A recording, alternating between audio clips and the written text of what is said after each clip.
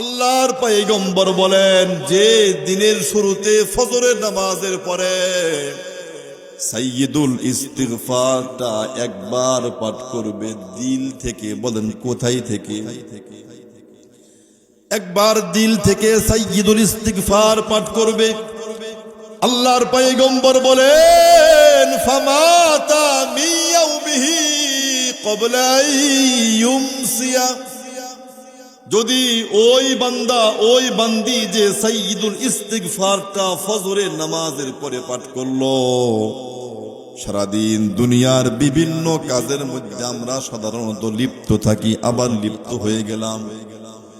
সন্ধ্যার আগে তথা মাগরিবের আগে যদি আমার হায়াতের জীবন শেষ হয়ে গিয়ে থাকে, সন্ধ্যার আগে যদি আমার আপনার হায়াতের জীবনের রঙ্গ মঞ্চ শেষ হয়ে গিয়ে থাকে, আল্লাহর পয়গম্বর বলেন, যদি কেউ এই আমলটা করিয়া দিনের কোনো একটা সময় সন্ধ্যার আগেই আল্লাহ তাআলা তাকে আপন করে নেন, নিয়ে নেন, আল্লাহর পয়গম্বর বলেন, তাহলে এই ব্যক্তি সম্পর্কে শোনো, ফাহুয়া মিন আহলিল জান্নাহ, অবশ্যই আল্লাহ তাআলা ওই বান্দা ওই বান্দির জিন্দেগির গুনাহগুলো মাফ করে জান্নাতের মেহমান বানায়া দিবে। সকালে পড়ছেন, সন্ধ্যার মধ্যে যদি আপনি মারা যান, নবীজি বলতেছেন আল্লাহ আপনাকে অবশ্যই ফাহুয়া মিন আহলিল জান্নাহ, আহলিল জান্নাহ, অবশ্যই আপনাকে জান্নাতের অধিবাসী বানায়া দিবে। সকালে পড়লেন, সন্ধ্যা পর্যন্ত মারা গেলে আপনি জান্নাতি হবেন। ওমান ক্বালাহা মিনাল লাইল ওয়া হুয়া মুকিরুম বিহা ফামাতা, আল্লাহর পয়গম্বর বলেন, আর যে সন্ধ্যায় পাঠ করলো, যে মা, যে বোন, যে বাবা, যে ভাই, যে সাইয়্যিদুল ইস্তিগফারটা মাগরিবের নামাজের পরে পাঠ করলো দিল থেকে, আল্লাহর পয়গম্বর বলেন, এরপরে সে ওই রাত্রিতেই মারা গেল, ক্বাবলা আইয়ুসবিহা, সকাল হয়ে যাওয়ার আগেই আল্লাহর ওই বান্দা, আল্লাহর ওই বান্দি রাত্রের কোনো একটা সময় আল্লাহর ডাকে সাড়া দিয়া চলে গেল। আল্লাহর পয়গম্বর বলেন, শোনো, ফাহুয়া মিন আহলিল জান্নাহ, সে যেন জান্নাতি হয়ে তারপরে দুনিয়া থেকে বিদায় নিল। সুবহানাল্লাহ, জোরে বলবেন না? রব্বুল আলামিন আপনাকে আমাকে ক্ষমা করতে চান। যদি আপনি ক্ষমা পাইতে চান, আমি ক্ষমা পাইতে চাই, তাহলে সাইয়্যিদুল ইস্তিগফারটা আমরা যারা পারি আমল করব, যারা পারি না শিখে আমল করব তো ভাই ইনশাআল্লাহ। রব্বুল আলামিন আপনাকে আমাকে আরো একটা ছোট্ট আমল করলেও জান্নাত দিবেন, মাফ করে দিবেন। ছোট্ট আমল, আমরা তো আজান শুনলে আমাদের দুনিয়ার কাজ কোনোটাই বন্ধ রাখি না, আজান চলতেছে আমাদের সব কাজ বন্ধ রাখি না, চালুই রাখি, সব চালু রাখি, কিন্তু আজানের জবাব দেওয়াটা অত্যন্ত জরুরি নিজের জন্য, অত্যন্ত উপকারী নিজের জন্য। একটা হাদিস শুনলে বুঝে আসবে।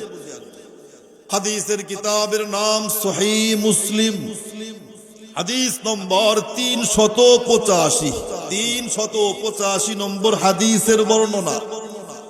আন উমর ইবনুল খাত্তাব রাদিয়াল্লাহু তাআলা আনহু قال, আল্লাহর নবীর প্রিয় সাহাবী হযরতে ফারুক আযম উমর ইবনুল খাত্তাব রাদিয়াল্লাহু তাআলা আনহু, তিনি আমাদেরকে হাদিস শুনাইতেছেন। قال رسول الله صلى الله عليه وسلم, তিনি বলেন, আল্লাহর পয়গম্বর সাল্লাল্লাহু আলাইহি ওয়াসাল্লাম ইরশাদ করেছেন, ইযা ক্বালাল মুআজ্জিন আল্লাহু আকবার, আল্লাহু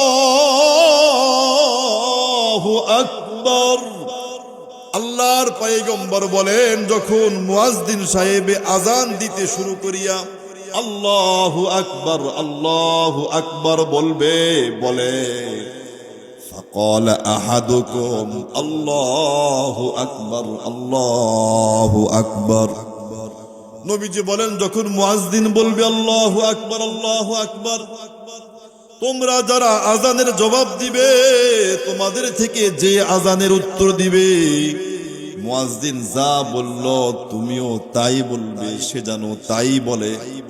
মুয়াজ্জিন বলল আল্লাহু আকবার আল্লাহু আকবার, আমি আপনি কি বলবো বলেন তো?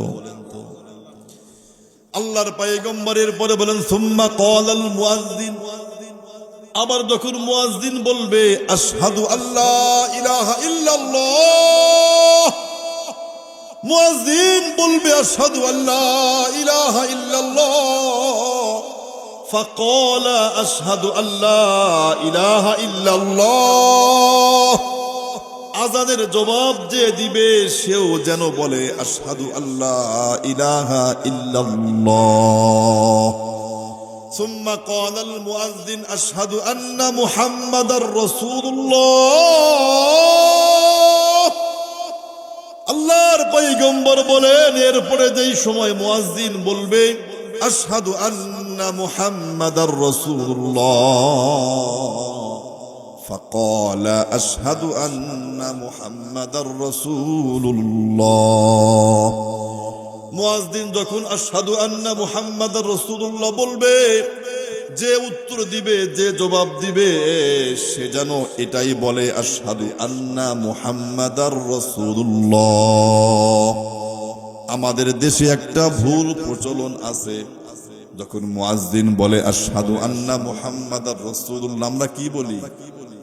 এটা সঠিক নয়, এটা ভুল। এই আমলটা সঠিক নয়, এই আমলটা একটা ভুল আমল। আপনি মোবাইল থাকলে বাড়িতে গিয়া মুসলিম শরীফের 385 নম্বর হাদিসটা গুগলে লিখবেন, দেখবেন আপনি নিজেই সামনে চলে আসছে হাদিসটা। আল্লাহর পয়গম্বর বলেন যখন মুয়াজ্জিন বলবে আশহাদু আন্না মুহাম্মাদার রাসূলুল্লাহ, যে উত্তর দিবে সে কি বলবে? সে কি বলে বলে সে কি বলবে? হ্যাঁ, মুয়াজ্জিন যা বলল সেও তাই বলবে, আশহাদু আন্না মুহাম্মাদার রাসূলুল্লাহ বলবে। আল্লাহর পয়গম্বর এর পরে বলেন সুম্মা ক্বালাল মুয়াজ্জিন হাইয়া আলাস সালাহ, যখন মুয়াজ্জিন বলবে হাইয়া আলাস সালাহ, ফাকালা লা হাওলা ওয়ালা কুওয়াতা ইল্লা বিল্লাহ, আল্লাহর পয়গম্বর বলেন মুয়াজ্জিন বলবে হাইয়া আলাস সালাহ, যে উত্তর দিবে সে বলবে লা হাওলা ওয়ালা কুওয়াতা ইল্লা বিল্লাহ। সুম্মা ক্বালাল মুয়াজ্জিন হাইয়া আলাল ফালাহ, ফাকালা লা হাওলা ওয়ালা কুওয়াতা ইল্লা বিল্লাহ। নবীজি বলেন যখন মুয়াজ্জিন হাইয়া আলাস সালাহ বলবে, যে উত্তর দিবে সেও লা হাওলা ওয়ালা কুওয়াতা পড়বে। আর যখন মুয়াজ্জিন হাইয়া আলাল ফালাহ বলবে, যে উত্তর দিবে সে লা হাওলা ওয়ালা কুওয়াতা ইল্লা বিল্লাহ পড়বে। সুম্মা ক্বালাল মুয়াজ্জিন আল্লাহু আকবার আল্লাহু আকবার, ফাকালা আল্লাহু আকবার আল্লাহু আকবার। নবীজি বলেন মুয়াজ্জিন যখন বলবে আল্লাহু আকবার, যে উত্তর দিবে সেও বলবে আল্লাহু আকবার। ثم قال المؤذن لا إله إلا الله،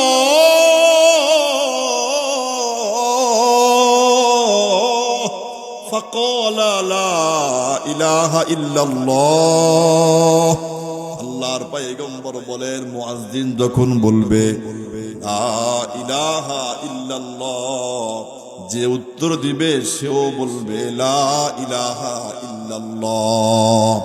আল্লাহর পয়গম্বর বলেন এই যে আযানের জবাবটা দিল, যদি কোনো বান্দা কোনো বান্দি মিন কলবিহি আযানের জবাবটা দিল থেকেই দেয়। আমরা আযানের জবাবটা বলেন তো কি থেকে দিব? দিল থেকে। কি থেকে বলেন? কি থেকে? আল্লাহর সন্তুষ্টির জন্য দিল থেকে দিব। আল্লাহর পয়গম্বর বলেন যে যারা মিন কলবিহি আযানের জবাবটা দিল থেকে দিবে, অন্তর থেকে দিবে, আল্লাহর পয়গম্বর বলেন, শোনেন পুরস্কার, দাখালাল জান্নাহ। সুবহানাল্লাহ বলেন। তাহলে অবশ্যই রব্বুল আলামিন আজানের জবাব দেওয়ার কারণে তাকে জান্নাতের মেহমান বানায়া দিবেন। সুবহানাল্লাহ।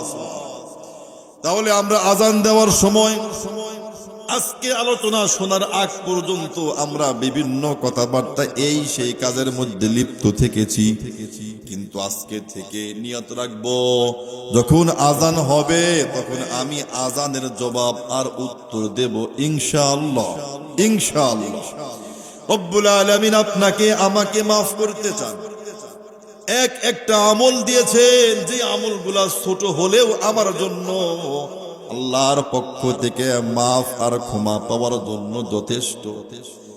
প্রত্যেক নামাজের পরে আয়াতুল কুরসি পড়া, প্রত্যেক নামাজের পরে, ফরজ নামাজের পরে একটা গুরুত্বপূর্ণ আমল হলো আয়াতুল কুরসি পড়া।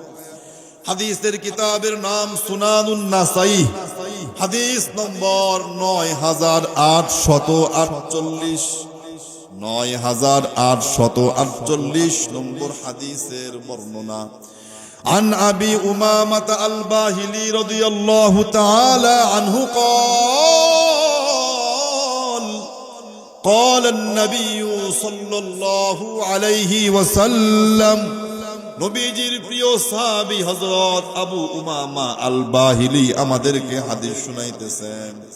তিনি বলেন, আল্লাহর পয়গম্বর সাল্লাল্লাহু আলাইহি ওয়াসাল্লাম ইরশাদ করেছেন, মান ক্বরাআ আয়াতাল কুরসি ফি দুবুরি কুল্লি সালাতিন মাকতুবাহ লাম ইয়ামনাহু মিন দুখুলিল জান্নাতি ইল্লা আইয়ামুত।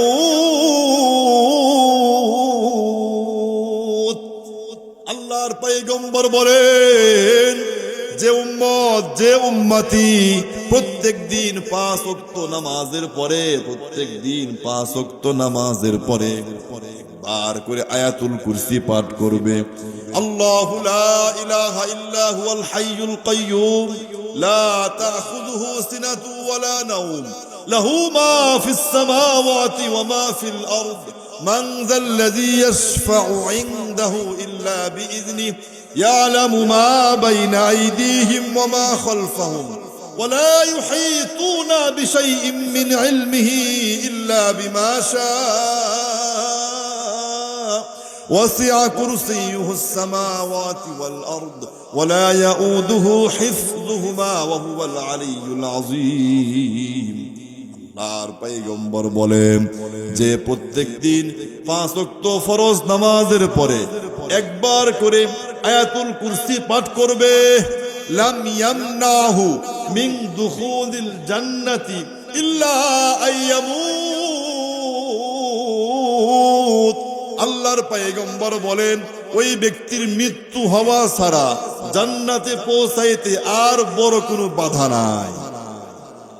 সহজে আল্লাহর পয়গম্বর বলেন, জীবনভর যে এই আমলটা চালু রাখবে, তার মৃত্যুর সঙ্গে সঙ্গে আল্লাহ তাকে জান্নাতের মেহমান বানায়া দিবেন। সুবহানাল্লাহ। রব্বুল আলামিন আপনাকে আমাকে আরো ক্ষমা করতে চান। আমার আপনার জীবনে অনেক সময় দেখা যায় আমাদের কলিজার টুকরো সন্তানটা ছোট্টকালে দুনিয়া থেকে বিদায় নেয় কি নেয় না। আমাদের খোঁজ করলে দেখা যাবে অনেকের ওই ছোট্ট সন্তানটা মা বাবার কোল খালি করে দুনিয়া থেকে বিদায় নিয়ে চলে গেছে। যদি কোনো ব্যক্তির আল্লাহ তাআলা সন্তান ছোট্টকালে নিয়ে যায়, আর যদি সে ধৈর্যের পরিচয় দেয়, আল্লাহর কাছে সওয়াবের আশা রাখে, তাহলে অবশ্যই আল্লাহ তাআলা তার জন্য জান্নাতের মধ্যে একটা উত্তম ঘর নির্মাণ করে দেয়। হাদিসের কিতাবের নাম সুনানুত তিরমিজি, হাদিস নম্বর 1021, তিরমিজি শরীফের 1021 নম্বর হাদিসের বর্ণনা। عن أبي موسى الأشعري رضي الله تعالى عنه قال قال النبي صلى الله عليه وسلم আল্লাহ নবীর প্রিয় সাহাবী হযরত আবু মুসা আল আশআরী রাদিয়াল্লাহু তাআলা আনহু আমাদেরকে হাদিস শুনাইতেছেন। তিনি বলেন আল্লাহর পয়গম্বর সাল্লাল্লাহু আলাইহি ওয়াসাল্লাম ইরশাদ করেছেন ইযা মাতা ওয়ালাদুল আবদি ইযা মাতা ওয়ালাদুল আবদি, যখন কোন বান্দার ছোট্ট কোন সোনামণি কলিজার টুকরা সন্তানটা দুনিয়া থেকে বিদায় নিয়ে চলে যায়, রব্বুল আলামিন ডেকে ডেকে বলেন ক্বালাল্লাহু আযজা ওয়া জাল্লা, রব্বুল আলামিন ডেকে ডেকে বলেন লিল মালাইকাতিহি, আল্লাহ তাআলা ওই সকল ফেরেশতাকে ডেকে বলেন যেই ফেরেশতারা ওই সন্তানের রূহটা কবজ করেছে, এদেরকে ডেকে ডেকে বলেন কবদতুম ওয়ালাদা আবদি, আল্লাহ বলে এ ফেরেশতারা শোনো, তোমরা কি আমার অমুক বান্দা অমুক বান্দির কলিজার টুকরো সন্তানটার রূহ কবজ করে আনছো?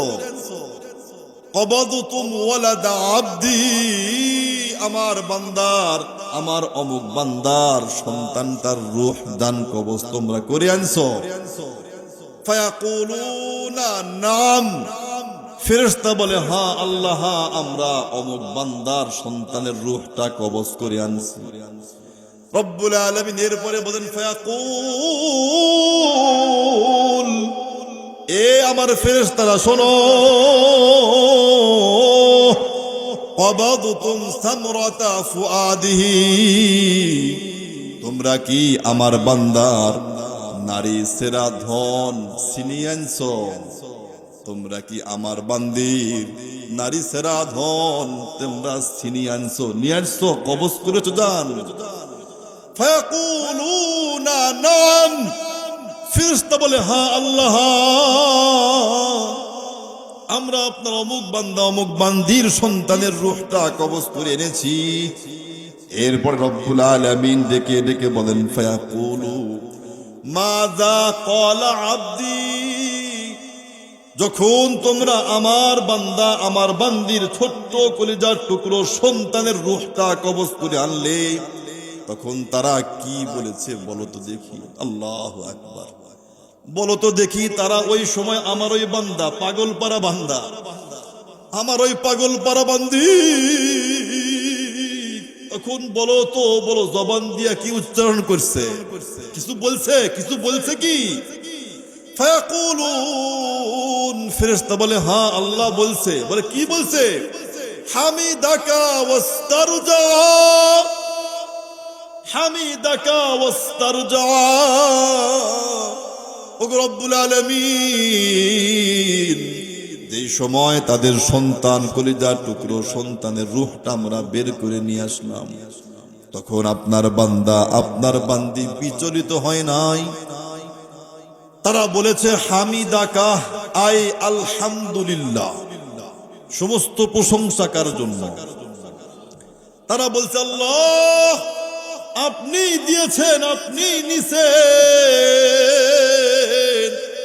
এর চাইতেও তো উত্তম সন্তান আপনি দিতে পারেন। হামিদাকা আল্লাহ, আপনি আপনার এই কাজের উপরে আপনার এই ফয়সালার উপরে আমি অসন্তুষ্ট নয়, আল্লাহ আপনার উপরে আমি সন্তুষ্ট। আর ওয়াস্তারজা আই ইন্না লিল্লাহি ওয়া ইন্না ইলাইহি রাজিউন, আল্লাহ তারা তো ইন্না লিল্লাহি ওয়া ইন্না ইলাইহি রাজিউন পড়ছে। রব্বুল আলামিন শোনার পরে বলেন ফায়াকুলুল্লাহু আযজা ওয়া জাল্লা, রব্বুল আলামিন এরপরে বলেন এ ফেরেশতারা শোনো, ইবনু লিআবদি বাইতান ফিল জান্নাহ, সুবহানাল্লাহ, ইবনু লিআবদি বাইতান ফিল জান্নাহ, যাও যাও যাও, আমার বান্দা সন্তান হারাইয়াও আমি আল্লাহকে ভুলে নাই, আমার সন্তান আমার বান্দাটা তার কলিজার টুকরো সন্তানটাকে হারাইয়াও আমি আল্লাহর উপরে নাখুশ না, আমি আল্লাহ তার উপরে অসন্তুষ্ট হতে পারি না, আমি আল্লাহ তাআলার হুকুম মোতাবেক যাও, আমি আল্লাহ তাকে সন্তুষ্ট হইয়া তোমাদেরকে বলি, তোমরা যাও আমার ওই বান্দা আর বান্দির জন্য জান্নাতের মধ্যে সুন্দর একটি ঘর বানাইয়া দাও। একটা সুন্দর ঘর বানাইয়া দাও। ও ফেরেশতা শোনো, ঘর যে বানাইবা, আমরা ঘর বানাইয়া নাম রাখি না, অমুক ভিলা তমুক ভিলা নাম রাখি না আমরা। রব্বুল আলামিন বলে, ও ফেরেশতা শোনো, নাম তো রাখবা, ঘর তো বানাইবা, নামটা আমি আল্লাহ থেকে শুনে যাও। ওয়াসাম্মুহু বাইতাল হামদ, ওয়াসাম্মুহু বাইতাল হামদ। যাও জান্নাতের মধ্যে তাদের জন্য যে ঘরটা বানাইবা, সেই ঘরের নামটা আমি আল্লাহ থেকে শুনে যাও। সেই ঘরের নামটা হবে বাইতুল হামদ। সুবহানাল্লাহ। জান্নাতে দিবেন একটা ঘর কাকে? যে সন্তান হারাইয়াও আল্লাহকে ভুলে যায় নাই, আল্লাহ তাআলাকে ভুলে যায় নাই, আল্লাহকে স্মরণ রেখেছে। এজন্য মেরে মুহতারাম ভাই ও দোস্ত, যার ছোট্টকালে কলিজার টুকরা সন্তান হারাইছেন, যে মা যে বোনটা তার কলিজার টুকরো সন্তান হারাইছে, আমি নিজেও একটা সন্তান হারাইছি ছোট্টকালে। আমি বুঝেছি পৃথিবীর বুকে কত বড় একটা কষ্ট। আমি বুঝেছি, আমি ওই দিন এত কান্না করছি, এত কান্না আমি আর কোনোদিন হয়তো করি নাই। দুইটার সময় আমি সবচাইতে বেশি কান্না করছি। প্রথম নম্বর সময় আমার কলিজার টুকরো সন্তান যখন চলে যায়, তখন সবচেয়ে বেশি কান্না করছি। আর একজন আমার খুব প্রিয় বন্ধু, আমার এক বন্ধু গান্দিনা, আপনাদের গান্দিনা আশপাশে আছে, কাস্তপাড়ার ইমাম সাহেব হুজুর অসুস্থ হয়েছিলেন। তার অসুস্থ মানে মৃত্যু সজ্জায় শায়িত। এই আল্লাহর বান্দার জন্য আমার চোখ দিয়ে এত পানি বের হয়েছিল, আরে সেটা মনে হলে আজও পর্যন্ত খুব লাগে। আল্লাহ সুস্থ রাখছে, এখন সুস্থ, পরিপূর্ণ সুস্থ হয়েছে। এই দুই সময় আমি এত কান্না করছি, এত কান্না কোনো সময় করি নাই, কখনো করি নাই। এই দুই সময় যে কান্না আমি করছিলাম। এজন্য মেরে মুহতারাম ভাই ও দোস্ত, যে সন্তান হারাইছেন, সন্তান হারাইছি, যে মা ছোট্টকালে কলিজার টুকরো সন্তান হারাইছেন, বিচলিত হবেন না, আল্লাহর কাছে আশা রাখেন। রব্বুল আলামিন অবশ্যই আপনার জন্য জান্নাতের উত্তম ফয়সালা করে রেখেছে। এরপর আমরা একটা হাদিস শুনব। আমাদের আপনার আমার জীবনে, প্রত্যেকের ওই জীবনে পাঁচটা নিয়ামত এমন আছে যে নিয়ামতটা বড় গুরুত্বপূর্ণ। পাঁচটি নিয়ামত বান্দার জীবনে বড় গুরুত্বপূর্ণ। এই পাঁচটা নিয়ামত যদি কোনো ব্যক্তি হারাইয়া ফেলে আর ফিরে আসে না। এজন্য এই পাঁচটা নিয়ামত যদি কোনো ব্যক্তি নিজের জীবনে বাস্তবায়িত করে রাখতে পারে, তাহলে আল্লাহ তাআলা এই দুনিয়াতেও তার সব দিকে সুন্দর করে দিবেন, পরকালেও রব্বুল আলামিন ওই বান্দাকে জান্নাতে যাওয়ার জন্য রাস্তা সহজ করে দিবেন। কয়টা নিয়ামত? পাঁচটা নিয়ামতকে আমরা সুবর্ণ সুযোগ মনে করব। পাঁচটা নিয়ামত।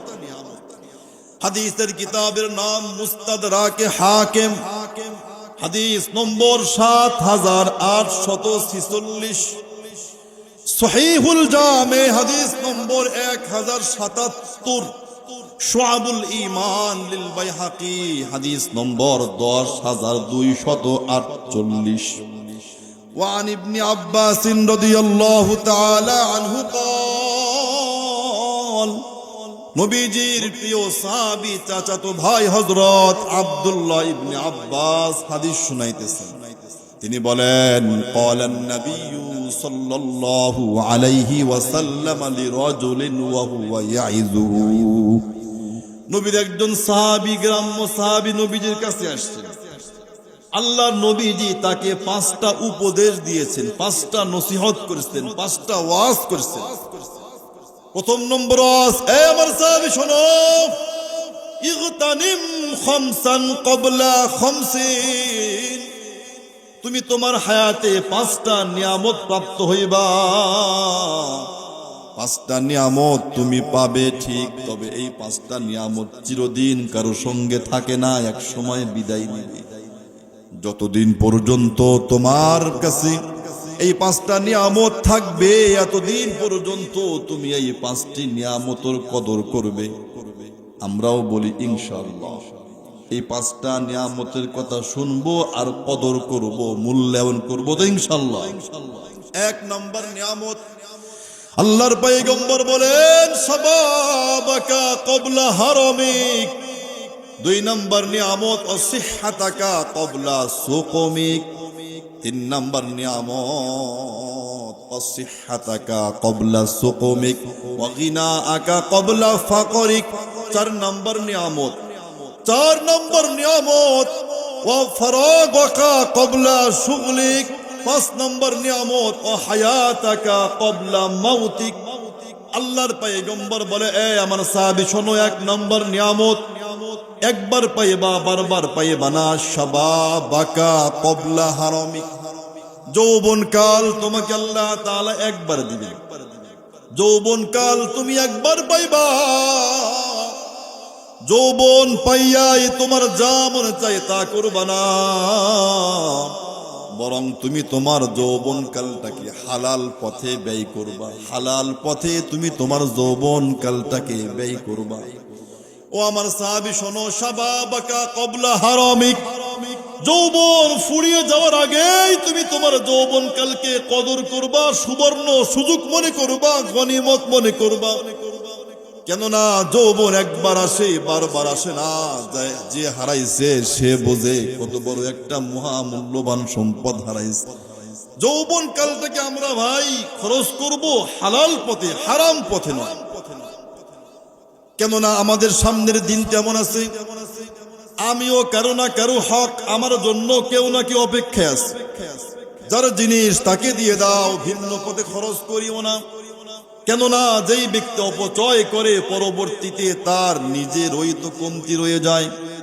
এই প্রসঙ্গে শাইখ সাদি রাহিমাহুল্লাহ আনহু বলেন, আবলাহে কো রোজ রৌশন সমা কাফুরিন হাত, আবলাহে কো রোজ রৌশন সমা কাফুরিন হাত, জোদ বিনি কসব সবরাও গন্নবা সদ্দর চরাক, জোদ বিনি কসব সবরাও গন্নবা সদ্দর চরাক। মুসলিম কবি শাইখ সাদি তার ফার্সি ভাষায় উল্লেখ করেছেন। মুসলিম কবি নজরুল তার বাংলা ভাষায় সুন্দর করে উল্লেখ করেছেন, যেজন দিবসে মনের হরষে জ্বালাই মনের বাতি, যেজন দিবসে মনের হরষে জ্বালাই মনের বাতি, আশু গৃহে তার দেখিবেন আর নিশীতে প্রদীপ বাতি। যেই ব্যক্তি দিনে তার আলো নষ্ট করে সে রাত্রে আলো খুঁজে পায় না। আল্লাহর পয়গম্বর বলেন, যৌবনকাল তোমাকে একবার দেওয়া হবে আর বারবার দেওয়া হবে না। যৌবনকালকে হালাল পথে খরচ করো, গনিমত মনে করো, সুবর্ণ সুযোগ মনে করো। এটা হলো এক নম্বর বড় একটা নিয়ামত।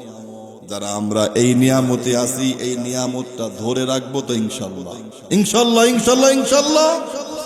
আল্লাহর পয়গম্বর বলে, এ সাহাবী শোনো, দুই নম্বর অসিহহাতাকা ক্বাবলা সাকামিক। আল্লাহ তোমাকে সুস্থতার একটা নিয়ামত দিয়েছেন। আজকে আপনি সুস্থ আছেন, কালকে সুস্থ নাও থাকতে পারেন। আল্লাহর পয়গম্বর বলেন, সুস্থতাকে তুমি গনিমত, সুবর্ণ সুযোগ মনে করো। অসুস্থতা এসে যাওয়ার আগে তুমি তো অসুস্থ হয়ে যাইতে পারো, তোমার রোগ শোক এসে তোমাকে আল্লাহর ঘর পর্যন্ত যাইতে নাও দিতে পারে। এখন সুস্থ আছো, তুমি আল্লাহর ঘরে যাও। যদি তুমি সুস্থ অবস্থায় ইবাদত বন্দিগি করো নিয়মিত ভাবে, অসুস্থ অবস্থায় যদি তুমি আল্লাহর ইবাদত বন্দিগি করতে নাও পারো, রব্বুল আলামিন তবুও তোমাকে অসুস্থ হয়ে যাওয়ার কারণে বন্দিগি করতে না পারলেও তুমি যে সুস্থ অবস্থায় বন্দিগি করেছো, আল্লাহ তাআলা তোমাকে সব দিতেই থাকবে। অসিহহাতাকা ক্বাবলা সুকুমিক।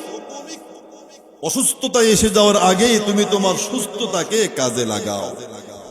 আল্লাহর পয়গম্বর তিন নাম্বার আমাদেরকে শুনাইতেছেন, বড় একটা দামি নিয়ামত, ওয়া গিনাআকা আকা ক্বাবলা ফাকরিক।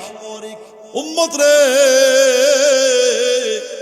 আল্লাহ তাআলার পক্ষ থেকে বড় একটা দামি নিয়ামত হলো ধনাঢ্যতা, টাকা পয়সা হওয়া। হালাল ভাবে যে টাকা পয়সা ইনকাম করে কোনো সমস্যা নাই, ভালো। আল্লাহর পয়গম্বর বলেন ধনাঢ্যতা আল্লাহর পক্ষ থেকে একটা নিয়ামত। তবে সব সময় কিন্তু ধন সম্পদ সবার কাছে থাকে না। 20 বছর পূর্বে অনেক টাকাওয়ালা ছিল, এখন সে ফকির, এমন নাই ভাই। ওই সময় যে ভাত পায় না, আজকে সে কোটি কোটি টাকা আছে না এমন। আল্লাহর পয়গম্বর বলে উম্মত শোনো, অগিনাআকা ক্বাবলা ফাকরিক, তুমি দরিদ্র হয়ে যাওয়ার আগেই আজকে তোমার সম্পদ আল্লাহ দিয়ে রেখেছেন। তুমি তোমার সম্পদটাকে গনিমত মনে করো, সুবর্ণ সুযোগ মনে করো। নিজের পরকাল সুন্দর হওয়ার জন্য দান করো, সাদাকা করো, নিজে খাও ও আত্মীয়দের খাওয়াও, মুহাব্বতে মানুষদেরকে দাও, হাদিয়া দাও। কেননা আল্লাহ তাআলা তোমাকে সম্পদ দিয়েছেন, সম্পদ ফুরিয়ে যাওয়ার আগেই তুমি তোমার পরকালের জন্য সামান তৈরি করো। একবার যার উপরে হজ্জে বাইতুল্লাহ ফরজ হয়, বলেন তো ভাই, সে যদি পরবর্তীতে ফকির হয়ে যায় তারপরেও কি তার হজ মাফ হয়ে যায়? একবার যার উপরে হজ ফরজ হয়, যদি সে হজ সামনে করে আর করতে না পারে, শেষে টাকা পয়সা শেষ হয়ে যায়, তারপরেও কিন্তু তার উপর থেকে হজ ফরজ মাফ হয় না। আল্লাহর পয়গম্বর বলে উম্মত, টাকা পয়সা আছে, হজ ফরজ হয়েছে, হজ করে নাও, দেরি করো না। যাকাত ফরজ, যাকাত দিয়ে দাও, দেরি করিও না। কেননা সম্পদ কোনো গ্যারান্টি নাই। নদীর কুল ভাঙে ও কুল গড়ে, এই তো নদীর খেলা। নদীর কুল ভাঙে ও কুল গড়ে, এই তো নদীর খেলা। সকাল বেলার ধনী রে বন্ধু তুমি, ফকির সন্ধ্যা বেলা। সম্পদের কোনো গ্যারান্টি নাই, কখন জানি কার অবস্থা কোন পর্যায়ে যায় কেউ বলতে পারে না। বলেন তো, বলতে পারে একমাত্র কে? আল্লাহ। 3 নাম্বার নিয়ামতের নাম সম্পদ। সম্পদ হারিয়ে যাওয়ার আগে আমরা সম্পদের কদর করব তো ভাই ইনশাআল্লাহ। 4 নাম্বার একটা গনিমত, বড় নিয়ামত, অফারাগাকা ক্বাবলা শুগুলিক। আল্লাহর পয়গম্বর বলে উম্মত শোনো, 4 নম্বর বড় দামি একটা নিয়ামত হলো অবসরতা। অবসর সময়, এটা আল্লাহর পক্ষ থেকে দামি একটা নিয়ামত। নবীজি বলেন তুমি তোমার অবসর সময়কে কাজে লাগাও ব্যস্ত হয়ে যাওয়ার আগে। আজকে আপনি যুবক মানুষ মনে করতেছেন আরে সামনের দিন তো পড়ে আছে। বলেন তো ভাই, হায়াত যত বাড়ে ব্যস্ততা কমে না আরো বেড়ে যায়? এখন আপনি একজন, সামনে হবেন 2 জন, পরে হবে 3 জন, স্ত্রী, সন্তান, নাতি পুতি, নাতনি, আরো কত দূর পর্যন্ত আল্লাহ নিবে। দিন যত বাড়বে ব্যস্ততাও তত বেড়ে যাবে। আল্লাহর পয়গম্বর বলেন এখন ফ্রি আছেন, অবসর সময় পেয়েছেন, অবসর সময়টারে কাজে লাগান, অবসর সময়টারে কাজে লাগান, অবসর সময়টারে কাজে লাগান। এখন আপনি চাইলে দোকানে বসে বসে সুবহানাল্লাহ আলহামদুলিল্লাহ বলতে পারবেন, কেউ না করবে না, সময় আছে। কিন্তু সামনে এমন অবস্থা এসে যাবে আর সময় হয়তো নাও পাইতে পারে। এজন্য আমি আপনি অবসর সময়কে কাজে লাগাবো ইনশাআল্লাহ। 5 নম্বর বড় একটা দামি নিয়ামত, যা আমাদের জিন্দেগিতে সবচাইতে বড় নিয়ামত। আল্লাহর পয়গম্বর বলেন ও হায়াতাকা ক্বাবলা মাউতিক। আল্লাহর পয়গম্বর বলে উম্মত শোনো, আল্লাহ তাআলা তোমাকে বড় একটা দামি নিয়ামত দিবেন, তোমার মূল্যবান হায়াত 40, 50, 60, 70, এই তো হায়াত। আল্লাহ তাআলা তোমাকে যে দামি একটা নিয়ামত দিয়েছেন, তোমার হায়াতের জিন্দেগি, তুমি তোমার হায়াতের জিন্দেগিকে কাজে লাগাও। মৃত্যু এসে যাওয়ার আগে, মৃত্যু আসার আগেই তুমি তোমার হায়াতের জিন্দেগিকে কাজে লাগাও। আচ্ছা ভাই বলেন তো দেখি, মৃত্যুর সময় কি আমাদের কারো জানা আছে? আমাদের কার গ্যারান্টি আছে যে আমার বয়স 70 না হলে মরবো না? কারো গ্যারান্টি আছে এমন?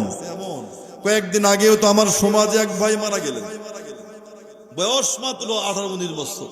সে জানতো না আমি ভাই মারা যাবো, সে জানতো না, কেউ জানতো না মারা যাবে সে ভাই। রব্বুল আলামিন তার হায়াত ওইখানে শেষ করে দিয়েছেন। যুবক মানুষ দুনিয়া থেকে বিদায় নিয়ে চলে গেছে। আমার আপনার চাইতে কম বয়সী মানুষ কি দুনিয়া থেকে বিদায় নেয় নাই? আমি কি নেব না ভাই? নিতে পারি না? কোনো গ্যারান্টি নাই, কোনো গ্যারান্টি নাই, কোনো গ্যারান্টি নাই। হায়াত থাকতে হায়াতের কদর করা। মৃত্যু এসে গেলে আর আফসোস করে কোনো লাভ হবে না। এজন্য বিশেষ করে যুবক ভাইজান, যৌবন কালটাকে আপনি কাজে লাগান।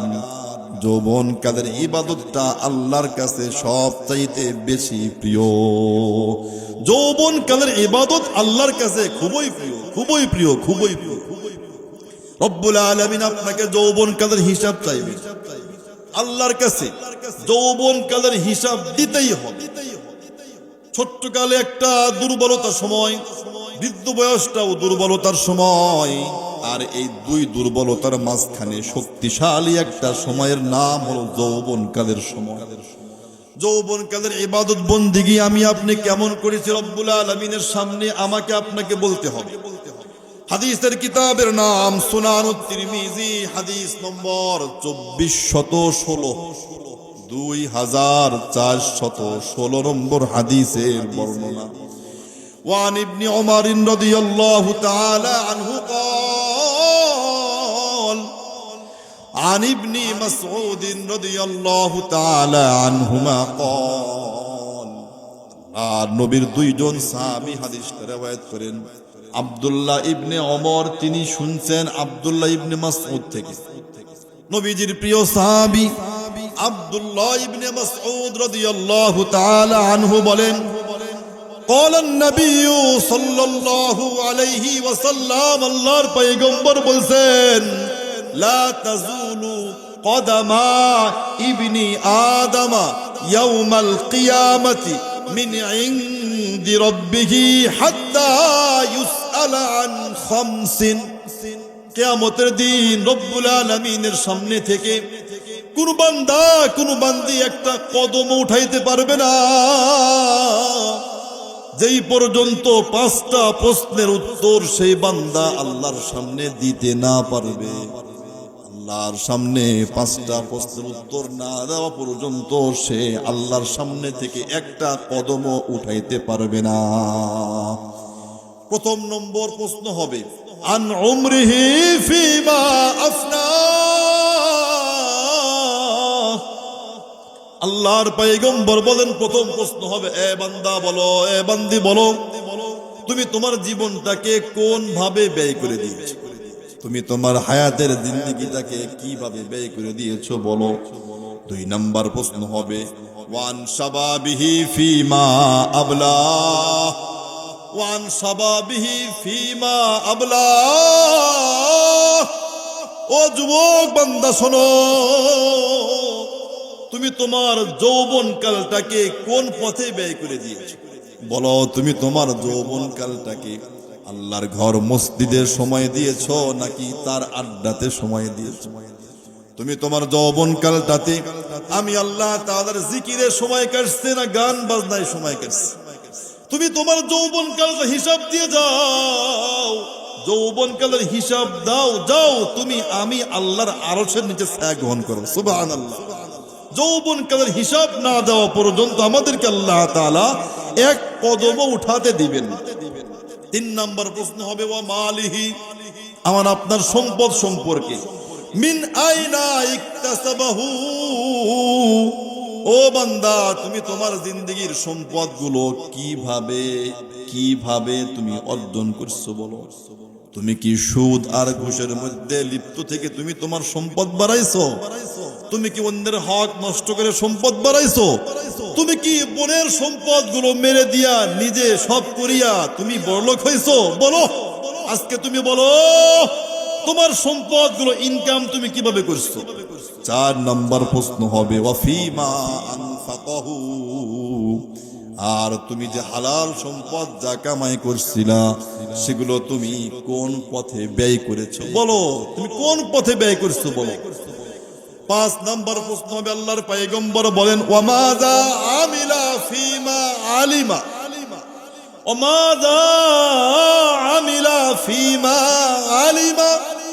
উম্মত রে, তুমি কতটুকু দ্বীনি ইলম শিক্ষা অর্জন করছিলা, আর তুমি তোমার সেই ইলমের উপরে কি পরিমাণ আমল করছিলা? আরে তুমি তোমার কি পরিমাণ ইলম দুনিয়াতে অর্জন করছিলা, আর কি পরিমাণ তুমি সেই ইলমের উপরে আমল করছিলা? বলো, আজকে বলো। এই 5টা উত্তর না দেওয়া পর্যন্ত আমি, আপনি, আমরা কেউ আল্লাহর সামনে থেকে একটা কদমও কেউ উঠাতে পারবো না। এজন্য মেরে মুহতারাম ভাই ও দোস্ত, যুবক ভাই, আমি আপনি এই যৌবন কালটাকে আল্লাহর ইবাদত বন্দেগীতে লিপ্ত রাখবো, ঠিক আছে? ইনশাআল্লাহ, ইনশাআল্লাহ, ইনশাআল্লাহ। যৌবনকাল ইবাদত বন্দেগী যার আল্লাহর ওয়াস্তে হবে, রব্বুল আলামিন তাকে আল্লাহর আরশের ছায়ার নিচে স্থান দিয়ে দিবেন।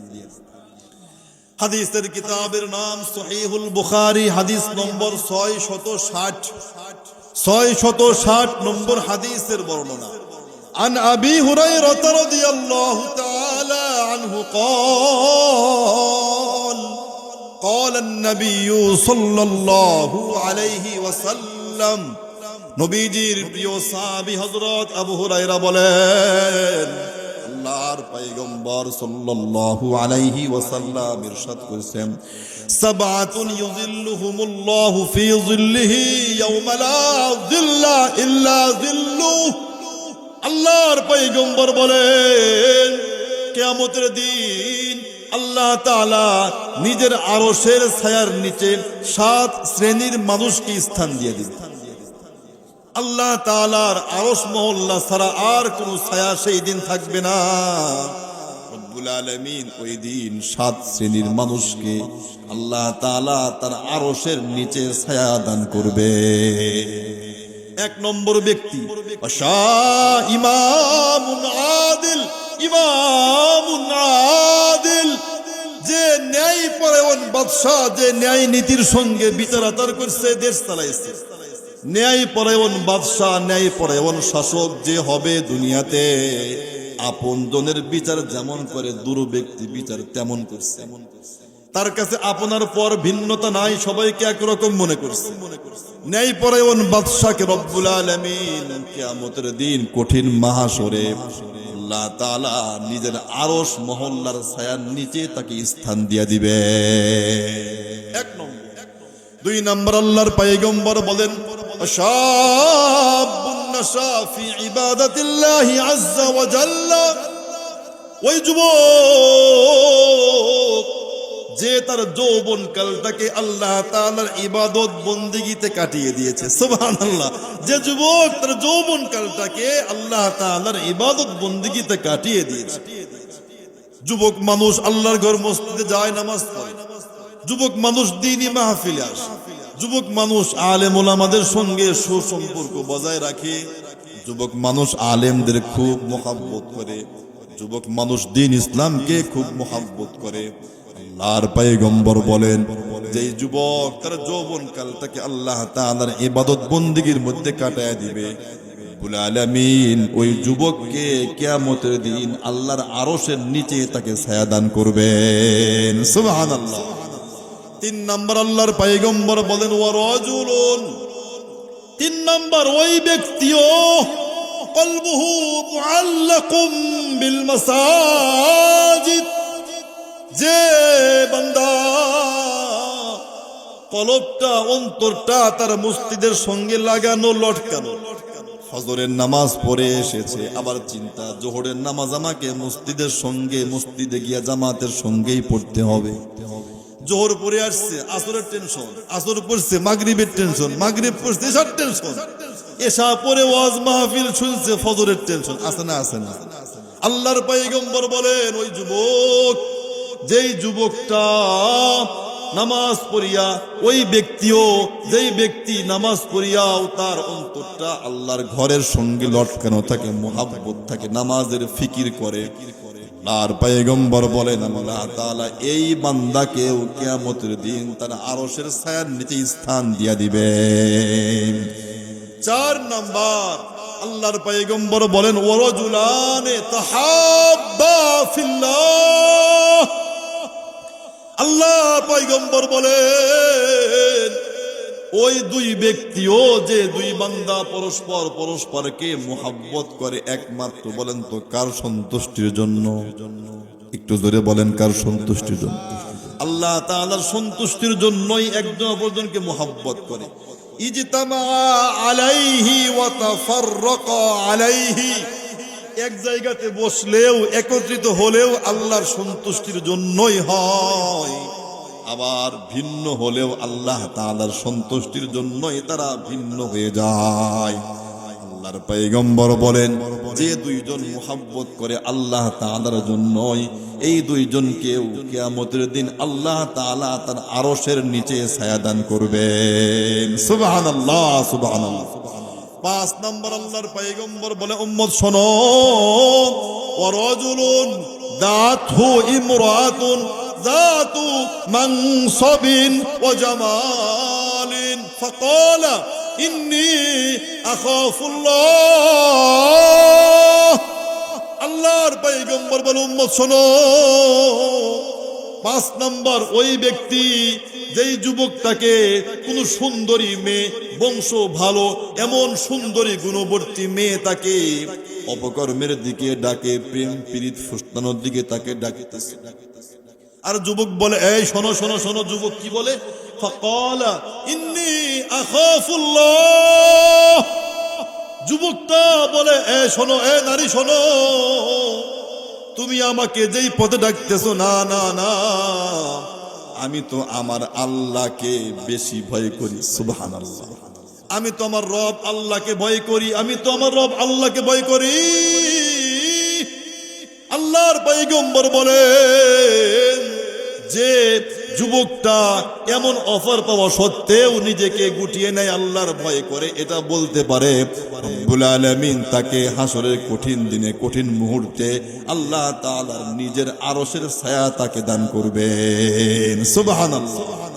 6 নম্বর আল্লাহর পয়গম্বর বলে উম্মত শোনো, এ উম্মত শোনো, ওয়ারাজুলুন তাসাদদাকা বিসাদাকাতিন ফাআখফাহা হাত্তা লা না'লামা শিমালুহু মা তুনফিকু ইয়ামিনুহু। আল্লাহর পয়গম্বর বলেন উম্মত শোনো, 6 নম্বর ওই ব্যক্তিকেও আল্লাহ তাআলা আরশ মহল্লার নিচে, ছায়ার নিচে আশ্রয় দিবে। ওই দানবীর ব্যক্তি যে মানুষকে দান করে, মসজিদে দান করে, মাদ্রাসায় দান করে, দিনী কাজে সাহায্য সহযোগিতা করে, সে দান করে এমন গোপনীয়তা রক্ষা করে যে তার ডান হাতে দান করলে বাম হাত জানেই না। সুবহানাল্লাহ। ডান হাতে কি করলো বাম হাতটা জানলই না। যে গোপনে দান করে, রব্বুল আলামিনের প্রিয় মাহবুব নবী বলেন যে গোপনে দান করে রব্বুল আলামিন তাকে কিয়ামতের দিন, কঠিন দিনে, কঠিন মুহূর্তে ও তাকে আল্লাহ তাআলা নিজের আরশের নিচে ছায়া দান করবে। এজন্য গোপনে দান করাও যেমন সওয়াবের কাজ, প্রকাশ্য দেওয়ার কথাও কোরআনুল কারীমে আছে, আমরা প্রকাশ্য দেব ইনশাআল্লাহ।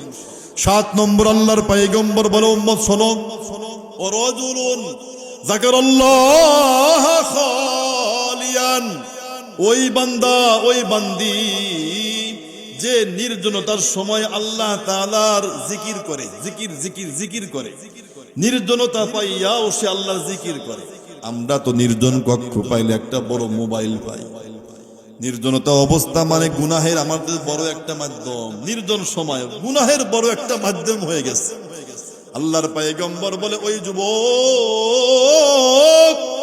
যে নির্জন সময় পাইয়াও সে জবানে আল্লাহ আল্লাহ আল্লাহ আল্লাহ সুবহানাল্লাহ আলহামদুলিল্লাহ লা ইলাহা ইল্লাল্লাহ আল্লাহু আকবার বলে, আল্লাহর পয়গম্বর বলেন সে নির্জন সময় পাইয়াও আল্লাহর জিকির করে, আর ফাফাদাত আইনাহু আল্লাহর জিকির করে, আল্লাহর কথা স্মরণ হলে তার চক্ষু দিয়া পানিগুলা গড়াইয়া গড়াইয়া টপ টপ করে পড়ে। আল্লাহর পয়গম্বর বলেন, নির্জন সময়ে জিকির করে চক্ষু দিয়া পানি বের হয়। আল্লাহ তাআলা এই বান্দাকেও কাল কিয়ামতের কঠিন দিনে আল্লাহর নিজের আরশের নিচে ছায়া দান করবে। মেরে মুহতারাম ভাই ও দোস্ত বুজুর্গ, এজন্য যদি আমি আল্লাহর আরশের নিচে ছায়া চাই, তাহলে এই 7 শ্রেণীর মানুষদের অন্তর্ভুক্ত হতে হবে। মন থাকবে ইনশাআল্লাহ, আমাদের মন থাকবে ইনশাআল্লাহ। আসেন আমরা সামনের দিকে অগ্রসর হই। জীবনে আমি আপনি আমল দিয়া সাজাবো, আমল দিয়া সাজাবো। জীবনের একটা শেষ প্রান্তের দিকে আমরা এসেছি। এই জীবনের শেষ প্রান্তটাকে আমরা এখন থেকেই সুন্দর করব। কেননা রব্বুল আলামিন আমাদের শেষ দেখবেন, শেষটা সুন্দর কার এটা দেখবেন। হাদিসের কিতাবের নাম সহিহুল বুখারী, হাদিস নম্বর 6607। عن سهل بن سعد رضي الله تعالى عنهما قال النبي صلى الله عليه وسلم নবীজির প্রিয় সাহাবী হযরত সাহাল ইবনে সাদ বলেন, আল্লাহর পয়গম্বর বলছেন, ইন্নামাল আ'মালু বিল খাওয়াতিম।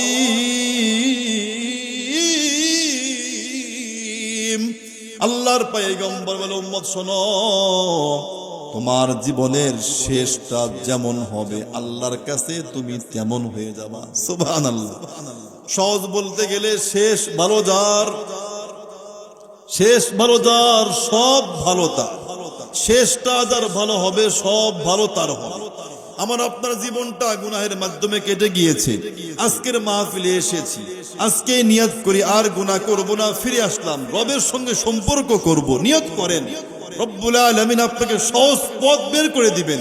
আপনার জীবনের সর্বশেষে গিয়া যদি আপনি ফিরে আসেন, গুনাহ থেকে ফিরে আসেন, আল্লাহর কাছে মাফ চান, আপনার ইতিপূর্বের জীবনে কি করেছেন রব্বুল আলামিন তা দেখবেন না। আপনার শেষ ভালো হওয়ার কারণে আপনার পুরাটা জীবন আল্লাহ ভালো বলে গণ্য করে নেবেন। রব্বুল আলামিন আমাদের শেষ ভালো করতে বলছেন। শেষ সময় আমার আপনার জীবনের শেষ সময় চলে আসবে। শেষ সময়ে আমার আপনার কাছে কিছু আমল করতে পারলে জীবনের শেষ সময়টাতে ঈমান নসিব হবে। জীবনের শেষ সময়ে 2টা কাজ আমার আপনার পাশে করতে হবে। নিজে করতে পারবো না, সন্তান পরিবার পরিজন এনারা করবে আমাদের পাশে বসে 2টা কাজ। 1 নম্বর, আমার পাশে বসে সূরাত ইয়াসিন পাঠ করবে, 1 নম্বর কাজ। কিতাবের নাম সুনানু আবি দাউদ, হাদিস নম্বর 3121 নম্বর হাদিসের বর্ণনা। عن ماقل بن يسار رضي الله تعالى عنه قال النبي صلى الله عليه وسلم اقرأوا ياسين على موتاكم। আল্লাহর পয়গম্বর বলেন, মুমূর্ষ ব্যক্তি যে মৃত্যু পথযাত্রী, এমন মুমূর্ষ ব্যক্তির পাশে বসে তোমরা সূরাত ইয়াসিন পাঠ করো। আমার আপনার আব্বা মা আত্মীয় স্বজন যখন দুনিয়া থেকে বিদায় নিতে লাগবে, তখন তার পাশে বসে সূরাত ইয়াসিন আমরা পড়বো। ঠিক আছে ইনশাআল্লাহ ভাই, পড়বো ইনশাআল্লাহ। বলতে লাভ কি? উলামায়ে কেরাম বলেন, যে মৃত্যু শয্যায় শায়িত ব্যক্তির পাশে সূরাত ইয়াসিন পাঠ করা হয়, তার কাছে শয়তান আসতে পারে না। আল্লাহ তাআলা শয়তানের সকল ওয়াসওয়াসা থেকে তার ঈমানটাকে আল্লাহ তাআলা হেফাজত করে দেন। আলহামদুলিল্লাহ। এজন্য আমি আর আপনি, আমার আপনার আত্মীয় স্বজনকেও দুনিয়া থেকে বিদায় নেওয়ার মুহূর্ত হইলে তার পাশে বসে সূরাত ইয়াসিন পাঠ করব তো ভাই ইনশাআল্লাহ। 2 নম্বর আরো একটা কাজ, যদি আমি চাই যে আমার আপনার ঈমানটা শেষ সময়ে সংরক্ষণ থাক, তার 2 নম্বর কাজ হলো তার কানের কাছে বসে কালিমার তালকিন করা। কানের কাছে, মৃত্যু পথযাত্রী ব্যক্তির কানের কাছে বসে কালিমার তালকিন। হাদিসের কিতাবের নাম সহিহ মুসলিম, হাদিস নম্বর 916 নম্বর হাদিসের বর্ণনা।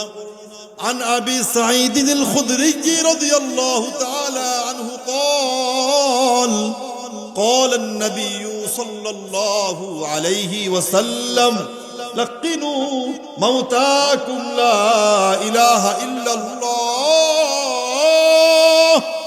আল্লাহর নবীর প্রিয় সাহাবী আবু সাঈদ আল খুদরি বলেন, আল্লাহর পয়গম্বর বলছেন, মৃত্যু পথযাত্রী ব্যক্তির কানের কাছে বসে তোমরা কালিমার তালকিন করো, লা ইলাহা ইল্লাল্লাহ, লা ইলাহা ইল্লাল্লাহ, লা ইলাহা ইল্লাল্লাহ বলতে থাকো।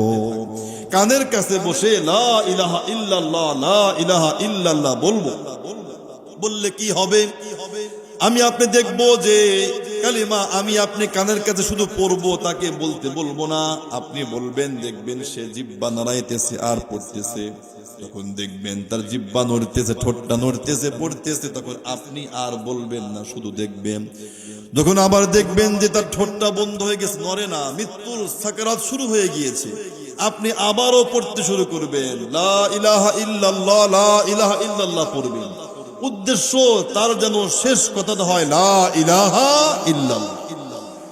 যদি কোনো ব্যক্তির জীবনের শেষ কথা লা ইলাহা ইল্লাল্লাহ কালিমা হয়, নবীজি বলেন অবশ্যই সে জান্নাতের মেহমান হবে, অবশ্যই সে জান্নাতে যাবেই যাবে, অবশ্যই যাবে।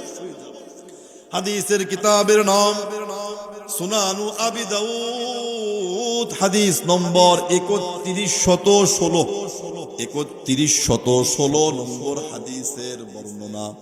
عن معاذ بن جبل رضي الله تعالى عنه قال قال النبي صلى الله عليه وسلم, হযরত মুআয ইবনে জাবাল রাদিয়াল্লাহু আনহু বলেন, আল্লাহর পয়গম্বর সাল্লাল্লাহু আলাইহি ওয়াসাল্লাম ইরশাদ করেছেন, মান কানা আখিরু কালামিহি লা ইলাহা ইল্লাল্লাহ দাখালাল জান্নাহ। সুবহানাল্লাহ। আল্লাহর পয়গম্বর বলেন, যার জীবনের সর্বশেষ কথা হবে লা ইলাহা ইল্লাল্লাহ, অবশ্যই সে জান্নাতের মেহমান হয়ে যাবে। সুবহানাল্লাহ। তাহলে আমরা আমাদের জীবনের সর্বশেষ সময়টা ভালো হোক, চাই কিনা ভাই? চাই না, চাই না, চাই না। যদি আমরা চাই, তাহলে শেষ সময়টা ভালো করতে গেলে আমার আপনার জীবনের যা আল্লাহ তাআলা দিয়েছেন, আল্লাহ তাআলার সন্তুষ্টির জন্য ব্যয় করব। ঠিক আছে? ইনশাআল্লাহ, ইনশাআল্লাহ, ইনশাআল্লাহ। একটা হাদিস আমরা শুনি, আলোচনা খুব লম্বা হবে না, এই প্রায় শেষের দিকে হয়ে গেছে। আমার আপনার জীবনের সর্বশেষ সময়টা আসবেই। আমার আপনার কাছে মৃত্যু আসবে, মৃত্যু সম্পর্কে কারো কোনো দ্বিমত নাই। মুসলিম হোক, কাফের হোক, সবাই একমত, মৃত্যু আসবে, কারো কোনো সন্দেহের অবকাশ নাই, মৃত্যু আমাদের আসবে। আমার আপনার মৃত্যু হয়ে যাওয়ার পরে আমার আপনার কাছে সর্বপ্রথম যে কাজ, যে সুন্নাত গুলো আমরা অনেকেই জানি না। যখন কোনো বান্দা, কোনো বান্দি দুনিয়া থেকে বিদায় নিয়ে চলে যায়, তখন প্রথম তার কাছে কিছু সুন্নাহ ভিত্তিক আমল আছে। হাদিসের কিতাবের নাম সুনানু আবি দাউদ, হাদিস নম্বর 3118, 3118 নম্বর হাদিসের বর্ণনা। عن أم سلمة رضي الله تعالى عنها قالت, নবীজির প্রিয় সাহাবীর স্ত্রী হযরত উম্মে সালামা তিনি বলেন, আমার স্বামী আবু সালামা দুনিয়া থেকে বিদায় নিয়ে চলে গেলেন। আল্লাহর নবীর কাছে খবর যাওয়া মাত্রই দাখালা রাসূলুল্লাহ সাল্লাল্লাহু আলাইহি ওয়াসাল্লাম আবি সালামা, নবীজি দ্রুত আসলেন আবু সালামার যেখানে লাশটা রাখা ছিল সেই ঘরের মধ্যে প্রবেশ করলেন। দরদি সাহাবী, মুহাব্বতের সাহাবী, নবীজি দ্রুত তার ঘরে প্রবেশ করলেন। আহারে, গিয়ে দেখতেছেন আল্লাহর পয়গম্বরের প্রিয় সাহাবী ওয়াকাদ শাক্কা বাসরাহু ফাআগমাদা, দেখতেছেন দরদি সাহাবীর চক্ষুটা এখনো পর্যন্ত বন্ধ হয় নাই, এখনো পর্যন্ত তার চোখটা নবীজির দিকে ফেল ফেল করে তাকাইয়া আছে, নবীজির দিকে এভাবে তাকাইয়া আছে। আল্লাহর পয়গম্বর কাছে গিয়া ফাআগমাদাহু, রহমতের নবী রহমতের হাত দিয়া চোখের উপরে বিসমিল্লাহ বলিয়া চোখটা বন্ধ করে দিয়েছেন। আল্লাহর পয়গম্বর এরপরে কি করছেন দেখেন, যখন কেউ মারা যায় তখন খবর শোনা মাত্র তাকে দেখতে যাওয়া, চোখটা খোলা থাকলে বিসমিল্লাহ বলে বন্ধ করে দেওয়া সুন্নাত। আমি আপনি দেব তো ভাই ইনশাআল্লাহ। আল্লাহর পয়গম্বর এরপরে কি দেখলেন, ফাসায়্যাহা নাসুম মিন আহলিহি, দেখতেছেন হযরতে আবু সালামার পরিবারের লোকেরা কান্নাকারি করতেছে। আল্লাহর পয়গম্বর বললেন, ফাকালা লা তাদউ আলা আনফুসিকুম ইল্লা বিখাইর। ও আবু সালামার পরিবারের লোকেরা, তোমরা মুখে যা আসে তা বলিও না, কান্নাকাটি করিও না, হাওমাও করে কান্নাকাটি করিও না। ফাইন্নাল মালাইকাতা ইউআমিনুনা আলা মা তাকুলুন। কেননা যখন কোনো বাড়িতে কেউ মারা যায় আর তার আত্মীয় স্বজন তার সম্পর্কে যা যা বলে, আল্লাহর পক্ষ থেকে একদল ফেরেশতা এসে তাদের প্রত্যেক কথার শেষে আমিন আমিন আমিন আল্লাহ কবুল করেন বলতে থাকে। অনেক মা বোন দেখা যায় আছেন, তারা এমন ভাবে বলে, আল্লাহ আপনি আমার আব্বারে নিয়ে গেলেন, আমারে নিতে পারছিলেন না। ওই সময় ফেরেশতা আমিন করে আল্লাহ নিয়ে যায়। বলে, আল্লাহ আপনি আমার আব্বারে নিয়ে গেছেন, আমার সন্তান 3টা, একটা নিয়ে গেছেন। ফেরেশতা বলে, হ্যাঁ আমিন, আল্লাহ এটাও কবুল করো।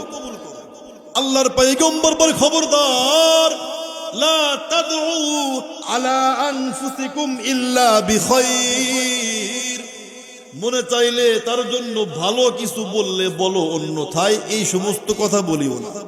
যদি কোনো ব্যক্তি বলে, আল্লাহ আমার আব্বাকে আপনি নিয়ে গেছেন, মাফ করেন, জান্নাত দিয়ে দেন, ফেরেশতা কয়, হ্যাঁ আমিন, আল্লাহ আপনি কবুল করেন। ওই সময় আমি আপনি যা বলবো ফেরেশতা আমিন আমিন করতেই থাকে। আল্লাহর পয়গম্বর এদেরকে বুঝাইয়া আবু সালামার লাশের কাছে আসলেন। দেখেন কি মুহাব্বতের নবী আর কি মুহাব্বতের দরদি সাহাবী। আল্লাহর পয়গম্বর কাছে আসলেন, মোটমাট 6টা দোয়া করলেন। কয়টা? 6টা দোয়া করলেন। 1 নম্বর দোয়া, আল্লাহুম্মা গফির লি আবি সালামা। আল্লাহ আমার আবু সালামা আপনার আপন হয়ে গেছে, মেহেরবানি করিয়া আমার আবু সালামার জিন্দেগীর গুনাহগুলো ভুলগুলো আপনি মাফ করে দেন। 1 নম্বর দোয়া, আপনি আপনার আত্মীয় স্বজন কেউ মারা গেলে তার পাশে গিয়া দোয়া করেন, আল্লাহ আমার আব্বা আমার মা মারা গেছে, মেহেরবানি করিয়া তার জীবনের ভুল ভ্রান্তিগুলো আপনি ক্ষমা করে তাকে মাফ করে দেন, দোয়া করবেন।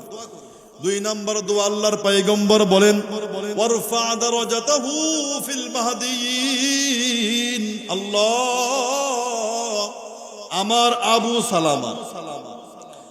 আবু সালামা কে আপনি এমন জান্নাতের উঁচু মাকাম দিয়েন, যারা দুনিয়া থেকে হেদায়েত নিয়ে বিদায় নিয়েছে, তারা যে আসন প্রাপ্ত হয়েছে, আল্লাহ এর সম্মানটা আমার আবু সালামার সবার মধ্যে আপনি বেশি বাড়াইয়া দিয়ে দোয়া করছেন। আপনি দোয়া করেন না কেউ মারা গেলে। 3 নম্বর দোয়া, আল্লাহর পয়গম্বর বলেন, ওয়াখলুফহু ফি আকিবিহি ফিল গাবিরিন। আল্লাহর পয়গম্বর দোয়া করে, আল্লাহ আমার আবু সালামা দুনিয়া থেকে বিদায় নিয়ে চলে গেছে ঠিক, তবে আমার আবু সালামার পরিবার বড় পরিজন আছে, তাদের কোনো অভিভাবক নাই, আল্লাহ মেহেরবানি করে আপনি নিজেই তাদের অভিভাবক হয়ে যান। আল্লাহ তাদের তো আপন বলতে তেমন কেউ নাই, আপনি আপন হয়ে যান। ওয়াখলুফহু ফি আকিবিহি ফিল গাবিরিন। আল্লাহুম্মা গফির লানা ওয়া লাহু রাব্বুল আলামিন। আয় রব্বুল আলামিন, আবু সালামাকে সহ তার পরিবার সহ আমরা যারা আছি, মেহেরবানি করে আমাদের সকলের জিন্দেগীর সব ভুলভ্রান্তিগুলো আপনি ক্ষমা করে দেন। দোয়া করতেছি। আল্লাহর পয়গম্বর এরপর দোয়া করলেন, আল্লাহুম্মা ফসহ লাহু ফি কবরি। 5 নম্বর দোয়া, আল্লাহুম্মা ফসহ লাহু ফি কবরি।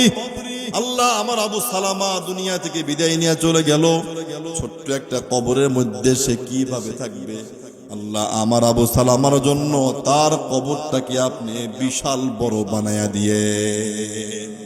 6 নম্বর দোয়া, আল্লাহ ওয়ানవ్বির লাহু ফি।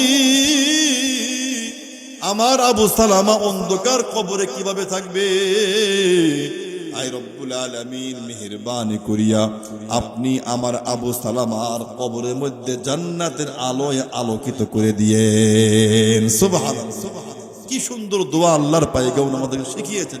এই সবগুলা সুন্নাত, এই সবগুলা সুন্নাত। এজন্য মেরে মুহতারাম ভাইও, দোস্ত, বুজুর্গ, আমি আর আপনি দুনিয়া থেকে বিদায় নেব কিনা বলেন তো? নেব কিনা? আমি আপনি দুনিয়া থেকে বিদায় নিলে ভাই আমার আপনার সঙ্গে যাবে কি? যাবে কিছু? মানুষের মৃত্যুর পরে তার কবর থেকে নিয়া তার বাড়ি থেকে তার কবর পর্যন্ত তিনটা বস্তু যায়, দুইটা ফিরে আসে, একটা আপনার আমার সঙ্গে থেকে যায়। বুখারী হাদিস। আজকে বলতাম, আরো অনেকগুলো হাদিস বলতাম ভাই, সময় নাই, আপনারা ঘুম পাড়তেছেন তাই সম্ভব হইতেছে। তো আল্লাহর পয়গম্বর বলেন তিনটি আমল তার সঙ্গে যায়, দুইটা ফিরে আসে। আহলুহু ওয়া মালুহু ওয়া আমালুহু, তার পরিবার পরিজন, বাবা ভাই চাচা কাকা, এরা যায়, সাথে কবর পর্যন্ত যায়। তার কিছু সম্পদ, খাটনি বা ইত্যাদি, তার কিছু সম্পদ তার সঙ্গে যায়। এই সবগুলো আবার ফিরেও আসে। বাবা ফিরে আসে না, ভাই ফিরে আসে না, কাকা ফিরে আসে না, সবাই তো ফিরে আসে। থাকে কি? নবীজি বলেন বাকি থাকে শুধুমাত্র আল্লাহ আমলই বাকি থাকে, নেক আমল আর বদ আমল। এছাড়া ভাই আপনার আমার আপন বলতে আর কিছুই নাই।